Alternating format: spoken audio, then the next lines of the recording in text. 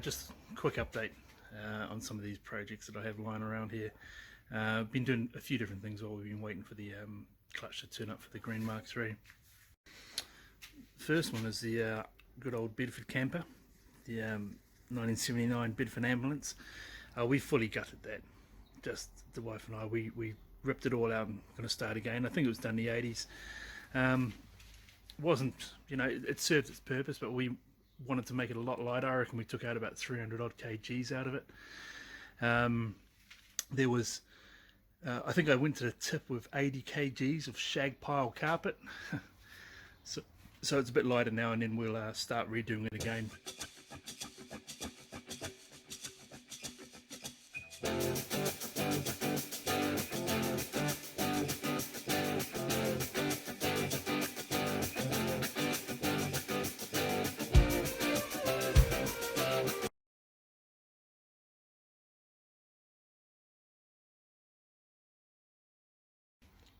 I have another Cortina to do for a friend of mine, and that should give me an LD28 diesel engine and automatic for that, which is what it's certified for. So that should be on the go next year as well.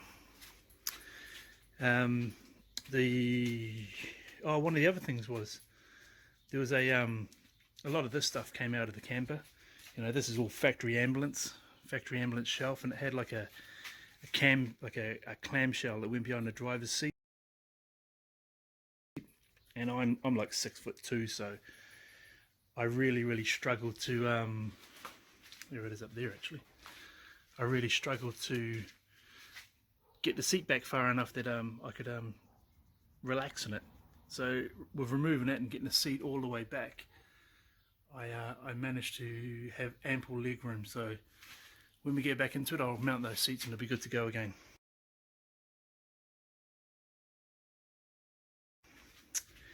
On my engine, I think it's almost ready to all go back in. All I did was I swapped the 10-pound spring out for a 7-pound spring. Pulled the wastegate apart as well. We're going to swap out the 10-pound spring for a 7-pound spring, and then just let the boost controller rest from there. But that'll be a good base for it to sit at while the car's been running. Mounted the Mac valve, so the Mac valve will be able to control everything from there on via the ECU. That's about it really. The supercharger pinto I've been putting together for my nephew. We went to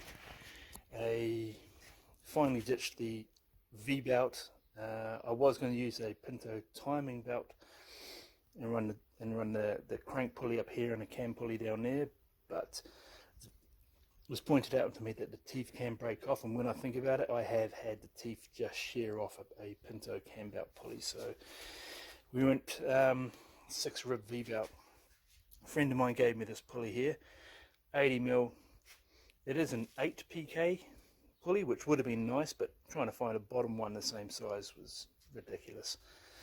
So I went to the junkyard and found a water pump pulley off a Freelander. I had a friend of mine machine down the little end of the Sierra pulley, which is still underneath there, and then slid it over the top.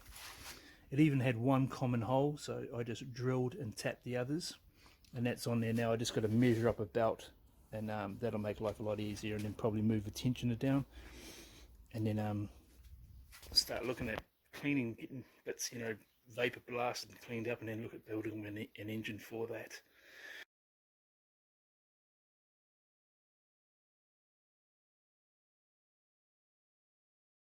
So with those 2 pulleys,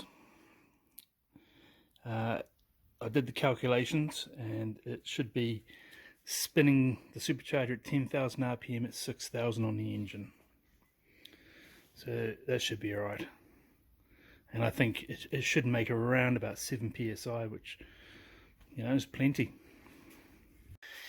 And the last bit was my clutch. It did turn up. It is here. It's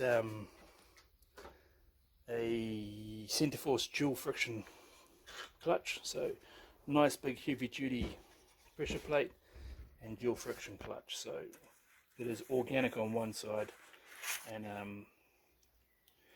pucks on the other side, like race pucks on the other side, and it is sprung. That was one thing I really wanted, was a sprung clutch. You know, I'd like to daily drive this car if I can, and I don't want on off. I've had them in the past and I didn't enjoy them. So we did a lot of searching, a lot of looking around. That is off a 1972 Ford Pinto in America, and it bolts all up to the European Pinto flywheel. So it's rated for I think it was 100 plus foot-pounds torque, more than any other sprung clutch we could find on the market. So that should do the job.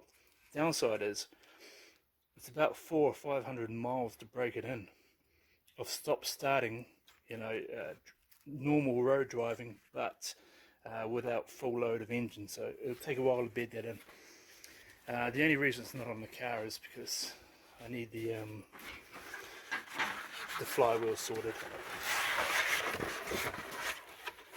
I gave it to a friend of mine and he took it to the engineers at work and they gave it a bit of a skim. But they left this bit here about half a mil proud. And unfortunately the clutch itself sits, you know, that sits on about 10 mil of the clutch. So it actually leaves 40 mil of the clutch pad off. So I'm going to take it into a clutch and flywheel place this week and get it fully machined flat, so I know that it is done then, just for peace of mind. You know, it's taken a long time to get that clutch here and I don't want to have to do it again.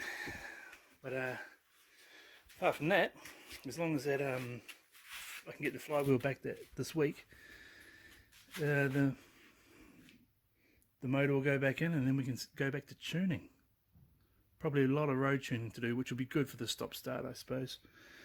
But yeah, it'll be good. It'll be good to get it fired up again and put it all back together. That's about it, really. A few updates, a few projects. Thank you very much. And obviously the poor old girl under the cover is still there. One day